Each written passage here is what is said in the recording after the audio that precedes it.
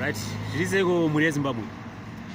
Inonzi Chale Musungwa kana kuti Shamu yeMuroi. Right, awa ndinawo kandi chef. Tudya nemabhosi mazuva tudya namambo.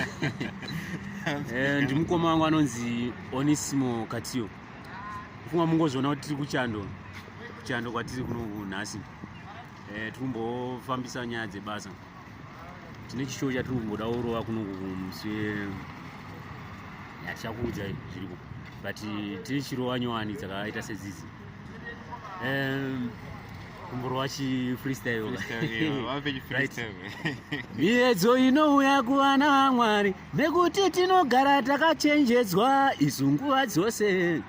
Kazhinji miedzo inouya kuvana vaMwari nekuti tinogara takachenjedzwa isu nguva dzose.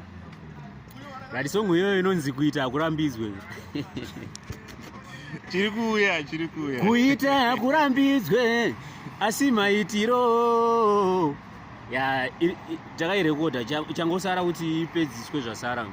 Tokupai vateereri tokudai nemoyo wangu wese. Ramai muchitsigira bhendi redu reChautanga Express. Sezviri kuita mukoma wangu ava. Vanondida semadiro andoaita. Thank you. Thanks.